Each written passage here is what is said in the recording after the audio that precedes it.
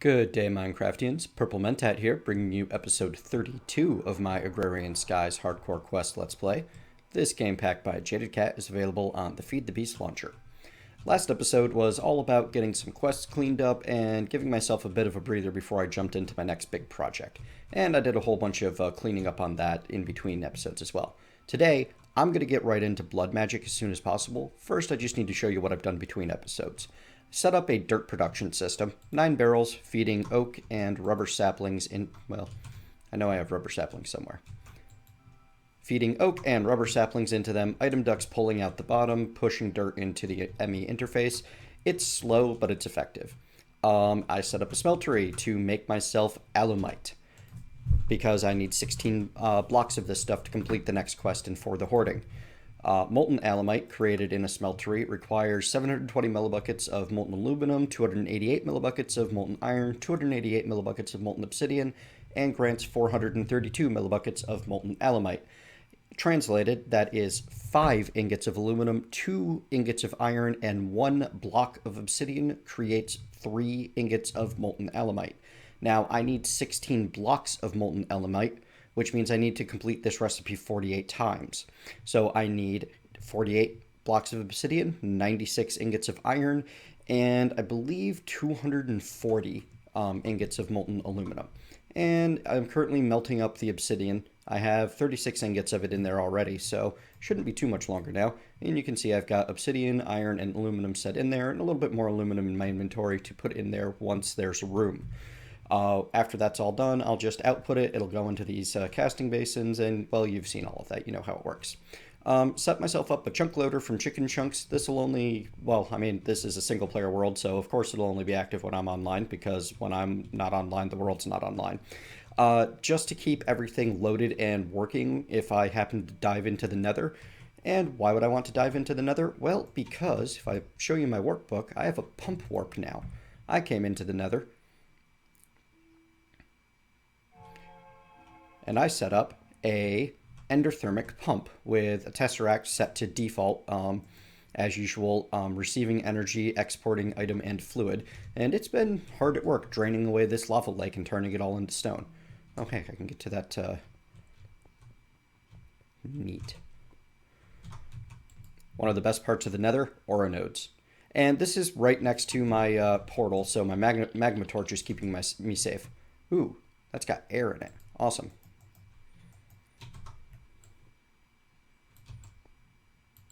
There we go. So yeah, now I have a huge amount of lava easily available, and I can move this pump around as needed. And anytime I need to get to it, I just, use that warp page. Now, if I move the pump, the warp page won't be quite accurate anymore. But that's not a problem, because if I shift right click, I can grab a warp page. I'm taking the home page now. And then I can right click on it, does nothing, but if I shift right click, it unbinds it. So I could easily move it, over here and be slightly closer to my house and make that my new home. So moving around the warp pages, no problem. Let me show you what else I was up to. In here, I've expanded my molecular assembly chamber. It is now a 5x5x5, contains 5 pattern providers and 22 CPUs, so it should be able to craft 23 items every 3 ticks.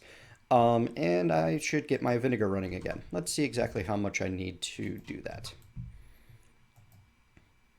That is that is a Hell's Kitchen quest. To complete the vinegar, I need another 4,924. And I just want to show you how fast this thing will run with its current setup. Hey, how about 4,000, not 40,000? That'd be great. And you can see that it's ticking down rather rapidly.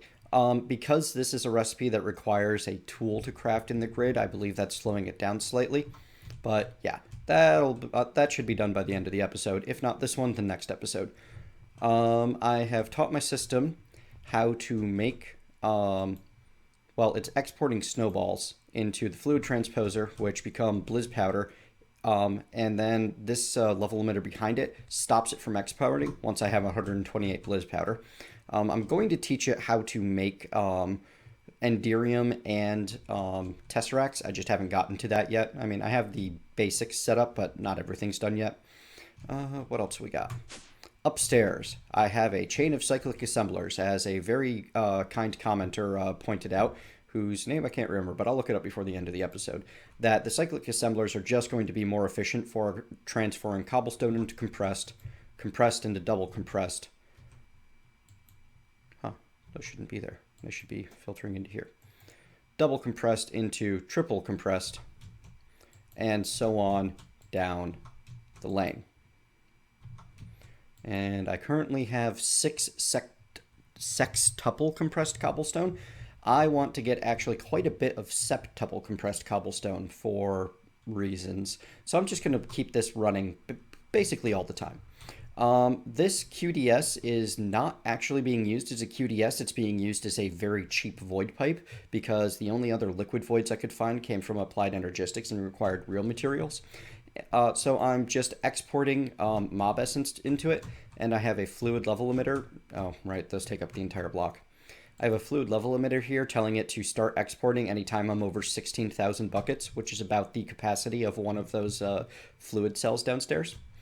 I have also set up my system to automatically produce for me obsidian, pulverized netherrack dust. No, nether quartz dust. That's what it is. Yeah, puts nether quartzes, then becomes nether quartz dust. Hardened glass, obsidian dust to make the hardened glass. This guy is making me sand, making sand into glass for me constantly. So I'm just keeping myself automatically stocked up on a lot of things that I kept running out of, and it was really frustrating me. And I'm going to set one more up this episode so I can show you the whole process again, because I am going to need a fair bit of smooth stone. So I'm going to come over here. I'm going to make myself a redstone furnace, and I'm going to grab some of each of the stone, one of each of the stone, just the one. That's all I'll need. And it's a very simple process. All I need to do is walk upstairs, stick the furnace on top of this precision export bus. Well, let's turn this level emitter on first. I want to keep 10 stacks of smooth stone. So this level emitter will be set to emit when below 10 stacks of smooth stone. This precision export bus will be set to active with signal and will export cobblestone in stacks to the redstone furnace, which will accept from the bottom and output to the back. And that's all there is. Simple as that. Oh, and also, you know, power. Power is important. If you want to use a powered furnace, you have to provide it power. And there we go. Now I will always have 10 stacks of smooth stone on hand. Well, not always, but close enough that it doesn't matter. So, that I think covers everything I did between episodes. Oh, except I did hand in a quest. Let me show you that. I completed the soybean quest. Gonna hand that in. Get a full heart and a reward bag. I've decided after last episode that things you've already seen me do that just involve a lot of grindiness, 44 lives, neat, and a greater reward bag, I will simply do... Ooh, that's really cool. If you guys don't know about how Cursed Earth and the Division Sigil work, I will definitely be using those sometime later. That's something that I'm coming back for. In fact, I'm actually going to just toss that into my bag to remind myself, hey, you should come use this. Maybe not everything. So much inventory. Anyway, I've decided that quest progression episodes like the one I did last time, I wasn't quite happy with the way it ended up working out, so I think that I'll just set up systems that you've already seen me do off camera and let them run while I'm doing more interesting stuff. Okay, so blood magic. We've already seen the basics because I made myself that weak blood orb and I've got the blood altar up there. And now instead of the sacrificial knife, we have the sacrificial orb. The sacrificial knife was a little too triggery for some people. I can understand, having had issues of my own in the past, that the idea of cutting yourself might be a problem for some people. So I'm, not disappointed to see that change. So no matter what we end up doing with blood magic, we need a lot of the HPs. I have a lot of heart canisters, which will help a lot. And also, to be able to shortcut through a bunch of it, I'm going to abuse the heck out of these Tinker's Construct hearts. And I'm going to use those... I'm going to use these miniature red hearts to make the miniature yellow hearts. You know what? I'm going to take 20 of them. And I'm going to turn those miniature yellow hearts into miniature green hearts with emeralds, because I have the capability of doing it. I have tons and tons of emeralds.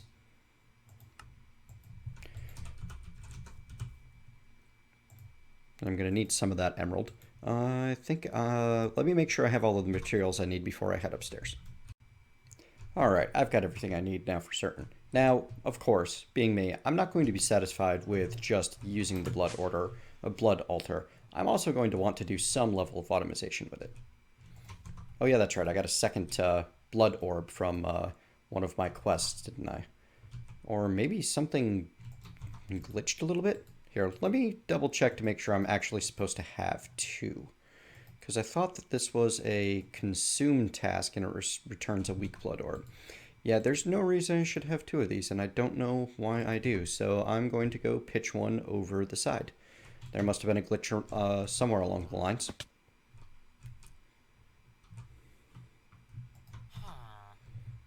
There we go. So I need to make the divination sigil to continue on the quest line. The divination sigil is made with the weak blood orb, a bunch of glass, and 1 blank slate. Blank slates are made by putting a piece of smooth stone into the blood altar. And I believe they use 1,000 life points, and the blood altar can store up to 10. Every right click is 200.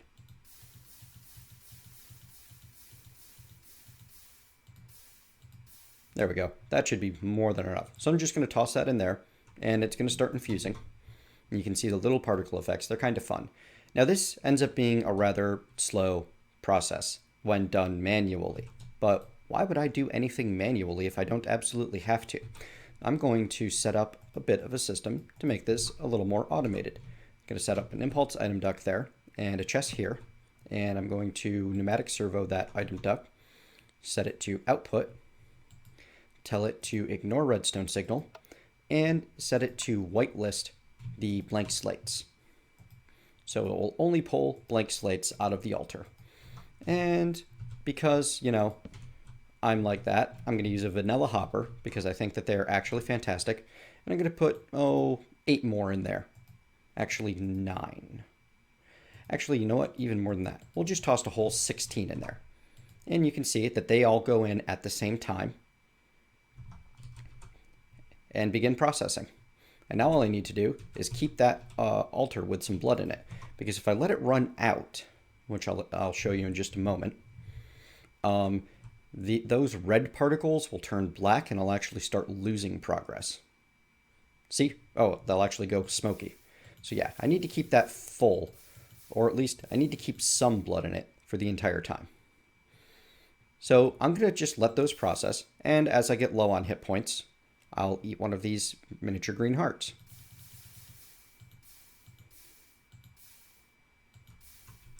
I'm very hurt now. So, 1 miniature green heart. I'm no longer very hurt. Yeah, this is going to make this whole process a lot easier than the last time I played it. So I'll come back once these are done processing into blank slates and show you what the next couple of steps are going to be. Alrighty folks, I have my 17 blank slates now.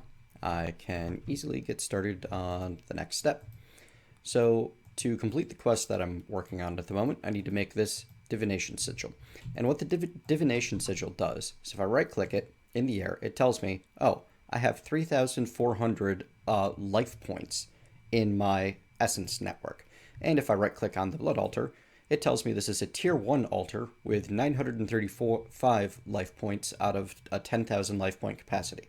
And now I can demonstrate how 1 click of the sacrificial orb at this point is 200. So that's not very efficient. I'm burning a lot of hit points. These green hearts are nice, but it still took me 5 of them to create these 17 blank slates. So let's hand in that quest, see what's next on the docket. I believe it's going to tell me to upgrade the altar. At least I'm going to upgrade the altar no matter what it tells me. So, divine divination. I get a full heart, a reward bag, and I can get either a greater power catalyst or a greater lengthening catalyst. Well, I'm going to want to make both eventually, so I'm going to claim the greater lengthening catalyst. Going to eat a heart up to 45 lives, as you can see. Oh, look. They've added death tracking. Isn't that neat? I wish it would show that I died to, you know, monsters or fire or something, but I guess unknown will do. So, where was I? You're a wizard. So my next steps are to make altar upgrades, which are going to require me to craft blood runes, and ooh, I will get some runes, fantastically. Or to progress down to blood alchemy, which I'll get a handful of, I'll get some free potions from. That's awesome. Let's upgrade the altar first, and then we'll get into alchemy, because I am definitely going to be abusing the heck out of the blood magic alchemy system. So I need to make blood rune. To make a blood rune requires a bunch of stone, 2 blank slates, and the weak blood orb. And as long as I'm at it, I'm just going to go straight for upgrading my altar to tier 2, which I have created exactly enough stone to do. To make the altar into tier 2, I'm going to need 8 of these blood runes. And let's see what I get for, I get a full heart or reward bag. The efficiency rune makes it so that if I run out of blood in my altar, I lose progress 20% slower. But my goal is to never run out of blood in the altar. The speed rune will make it use the blood in the altar 20% faster, which, you know, will be very useful later on. The rune of sacrifice will make it so that when I sacrifice other entities to my altar, I get more life points out of them, and the rune of augmented capacity will allow my rune to store an extra 1,500 life points each, which not super useful at the moment. I'm going to grab the rune of sacrifice because I'm going to be using those quite a bit, actually. Eat another heart. Let's open those 2 reward bags that I got. I have a greater... I have 2 greater reward bags. Interesting. First one contains 16 shimmer leaf and 16 cinder pearls. Fantastic. Speaking of which, minor aside, it was pointed out to me that I failed to show the recipes for shimmer leaf and cinder pearl when I made the greatwood sapling. Most people are going to need to craft those. You do so in alchemy. You can learn them there and there. And to make them, you need to dump a rose with 4 herba, 4 permutatio, 4 venenum, yeah, I don't know, and 4 precantatio for the shimmer leaf. And then the cinder pearl is a flower with 4 herba, 4 ignis, 4 permutatio, and 4 precantatio. So there you go. You can easily craft the shimmer leaf and cinder pearl. They're not that tough. Let's see what I got in my other greater reward bag. A sword of splintering. It is a stone-bound thaumic sword. Repair material wood. Modifiers remaining 1. Yeah, this is not a great sword. Might actually be the worst sword ever, because it is made with a sword blade, a thaumium wide guard, and a netherrack tool rod. Yeah, I mean, thank you for sword and all, but, goodbye. Next on the list of quests, we need larger orbs. It wants me to make the Magician's Blood Orb, which is actually a couple of tiers above the one that I'm using. I'm currently using the Weak Blood Orb, and the next step up is the Apprentice Blood Orb. To make the Apprentice Blood Orb, I need to upgrade my Blood Altar. And to do that, I need to place down a couple of runes. Actually, I don't need to place one there, but I do want to remove that bit of cobblestone, because cobblestone is ugly. So, I currently have 8 blood runes and 2 runes of sacrifice, and I could use those blood runes to make, let's see, I could make speed runes. I can't make the Apprentice Blood Orb yet, so I can't make the spell table. So, that's a little odd. Any higher tier orbs, runes, like the Rune of Sacrifice, require some interesting new materials. Okay, so this is not the default recipes. These are Jadedcat's ideas of what should be the recipes for her pack. They're actually kind of cute. Like, Lots of fluxed electrum, lots of enderium. I'm pretty happy that I have the materials that I do have. Okay, so interesting. Anyway, I am going to put those... I think I am going to upgrade the 8 blood runes that I have into speed runes. And to do so, I need another 16 blank slates. I'm going to need 16 sugar, and I'm going to need a bunch of stone. So I'm going to get started making the blank slates, and I'll be right back. Hey, you know what makes automating stone a lot easier? When you actually set the conduit on the back to output. Yeah, about that. So the great thing about doing it the hopper way is it will actually process all 16 at once. The downside of doing it the hopper way is I need to, use all 16,000 in one go, which, takes a lot of time. But as I can just dump a ton of HP into there all at once, and then get really closer as I get low so I don't accidentally kill myself, it makes it a little easier. Alright, here's my 8 speed runes. Simple as that. Just took me another 16,000 LP in my altar. And now I'm going to rebuild this. Which is going to require, your favorite and mine, a nuke tower. Little higher. There we go. Is that right? No, that's not quite right. Wow, I'm bad at this. This is why I never show building on camera, because it's always terrible.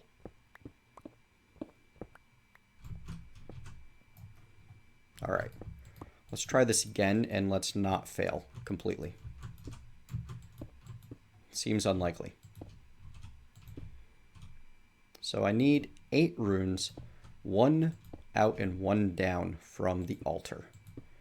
And the altar will detect that those runes are there, and once I have them all in place, it will start using them to improve itself, and it will upgrade itself to the next tier.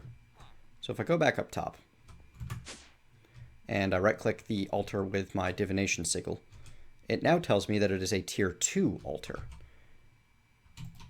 And if I were to, say, break that speed rune, and right-click again, it shows that it's now a tier 1 altar. And let me show you what the 8 speed runes do for me.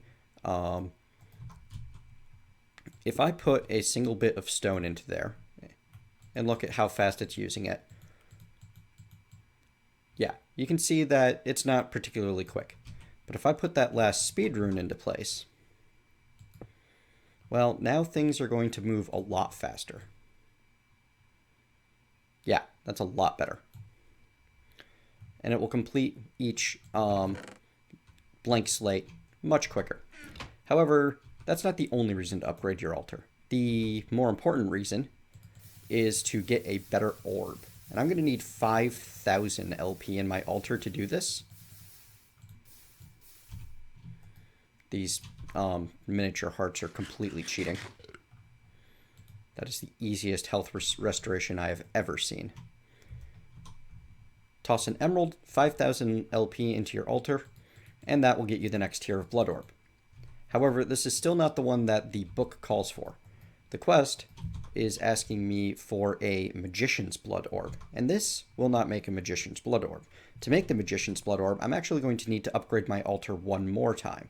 But to do that, I'm actually going to want some more specialized runes, because as great as the speed runes are, they don't make my life more efficient. There we are. I now have an apprentice blood orb. Right-click that to bind it to my network. It is now owned by me. So if I take a look at what this apprentice blood orb can do for me, this can create sigils, which I'll get into some other time. They're not the focus. Ritual stones, also some other time, not the focus, but really freaking cool. Spell tables, again, really cool. And most importantly, the rune of self-sacrifice and the rune of sacrifice. To make the rune of sacrifice, I need a whole bunch of fluxed electrum, because I want a bunch of these. And the Rune of Self-Sacrifice, I don't care as much about that, because why should I, hurt myself to do this when I can hurt something else?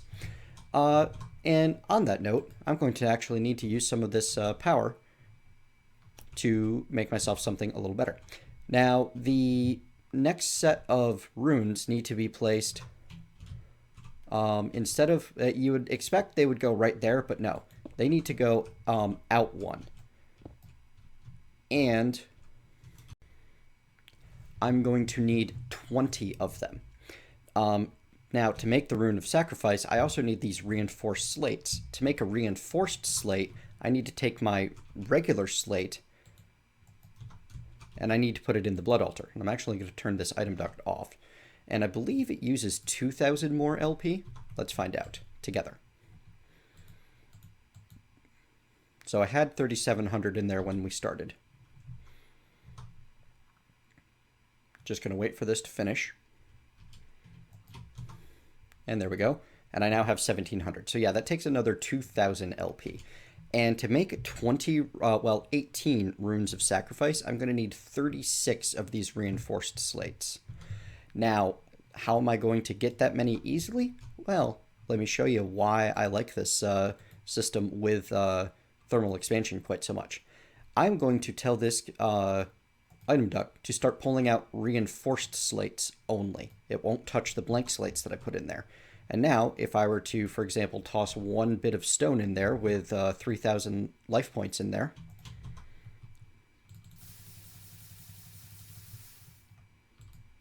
There we are. You will see it rather quickly turn into a slate and then start processing again into the reinforced slate.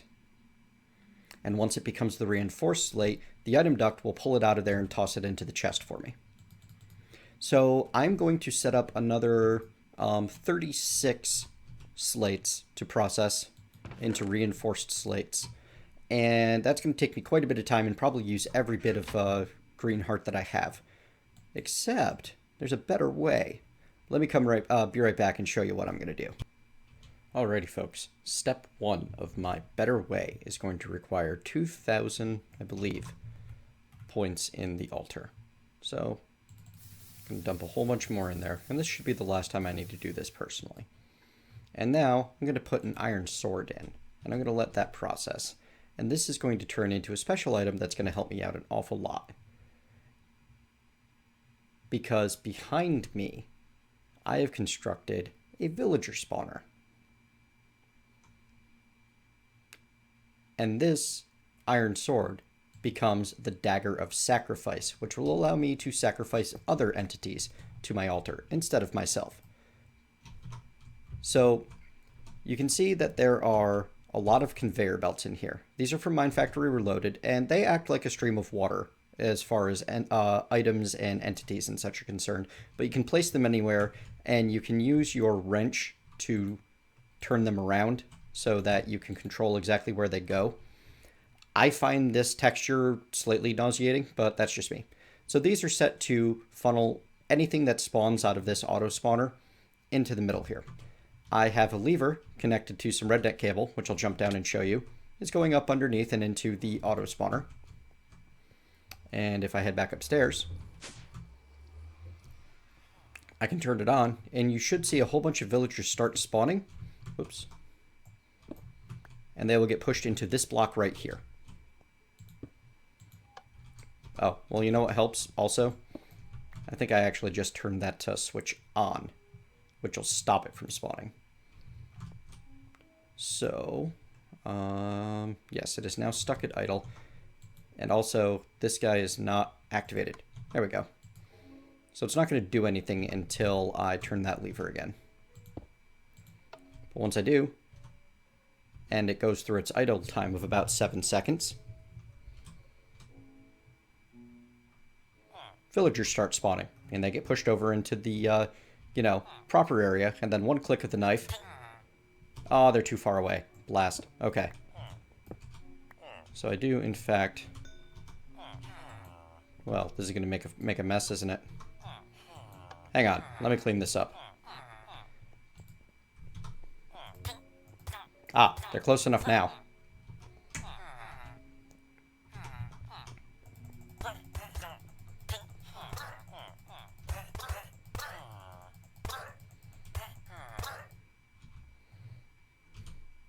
There we go.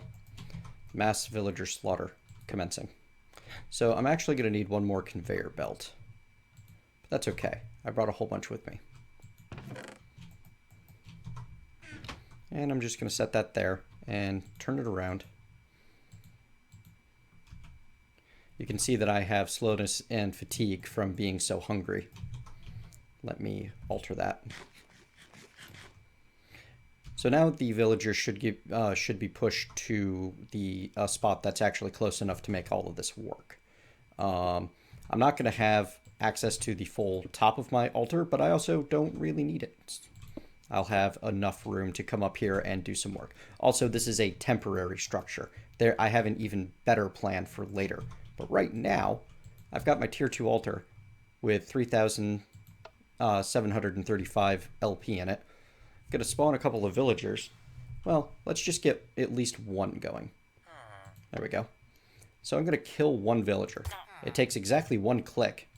And now I have 5,735. So that's going to make life a whole lot easier. Now, I needed 38 more reinforced slates. I'm going to set this thing up to do those for me. And I'm just going to sit here and, you know, make sure that enough villagers are fed into my blood altar to keep things going. Yeah. I may have mentioned that I was going to make up for the fact that this is in, you know, what's considered censored mode. I believe that this particular system does exactly that. And luckily it starts using up some of the frankly ridiculous amount of mob essence that I have in a useful way.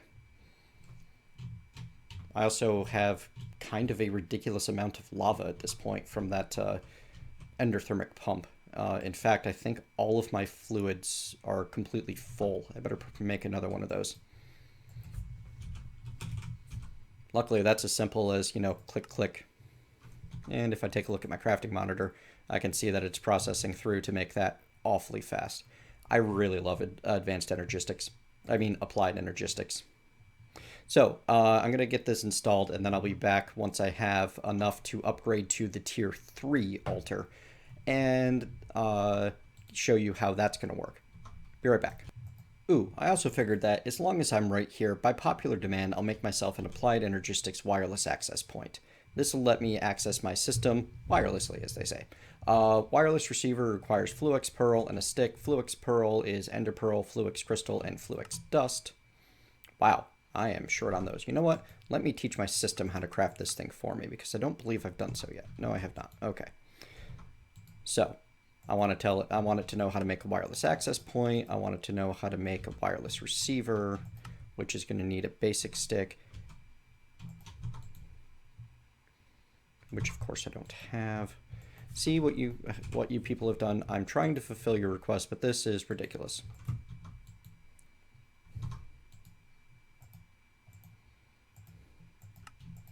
I want it to know how to make the Fluix Pearl, because it already knows how to make the dust and the crystals. And I'm also going to need to make the wireless access terminal, which is going to require the energy cell, the receiver, I already taught it, and a standard access terminal, which I don't know if it knows how to make that one. It does not. Still, easy peasy. Energy cells it knows how to make all of the components of.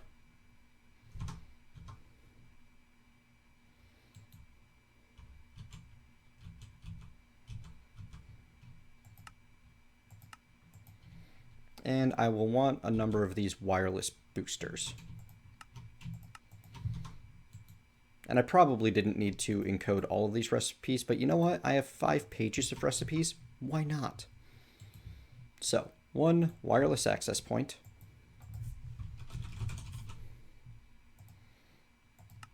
1 wireless access terminal. And I think I can use up to 16 wireless boosters. Let me double check that. Okay, yes, I can use 16 wireless boosters. So, make those. What are you? What are you? 16 of you, and that fluid chip that I was crafting. There we go. So to set up your wireless access point, it's as simple as plugging in your the access point anywhere that's on your ME system. I'm going to put it over here because that'll be, you know, fairly central to where I'm usually running around. And then I'm going to put that torch back up so that nothing spawns.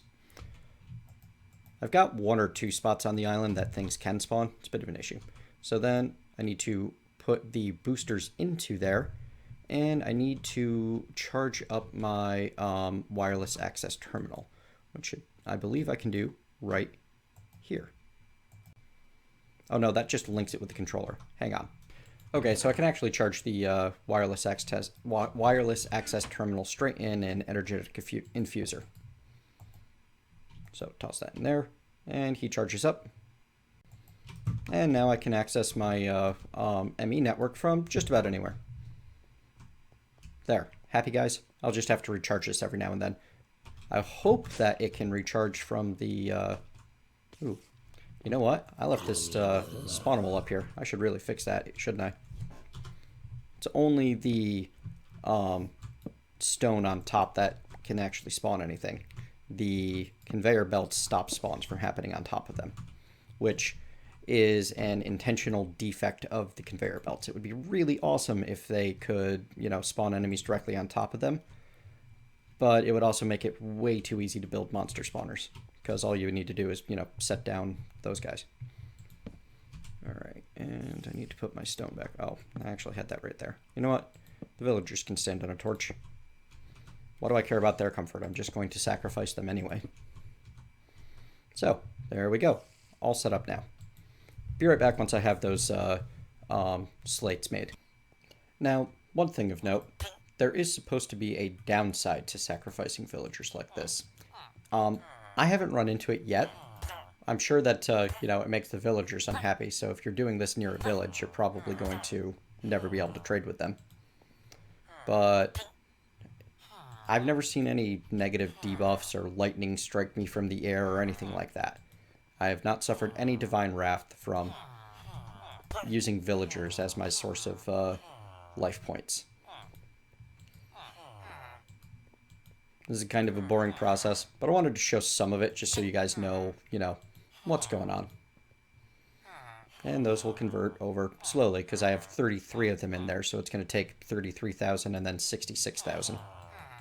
But as you can see, this is a really easy way to keep your system full of energy. Yeah. Back soon. Alright folks, so I've completed my 36 reinforced slates, and in the process I have learned that I don't need more LP per villager. I need to use this the LP that I have faster. So I'm actually going to prepare myself 20 speed ruins and upgrade the speed that I can use things even faster. However, I am quite a bit past time, so tier 3 of the altar is going to have to wait for tomorrow's episode, sorry to say. Thank you very much for joining me, and I hope you are enjoying the series. If you are, please like, comment, and favorite. It helps me out an awful lot. Tomorrow, I'm going to upgrade the altar to tier 3, and I'm going to get started on, oh, well, maybe some blood magic alchemy, maybe some of the cool sigils and rituals. We'll see. And rapidly after that, I'm going to be trying to get myself up to the tier 4 altar, which I believe is the furthest that I can go without doing some really drastic things. See you next time.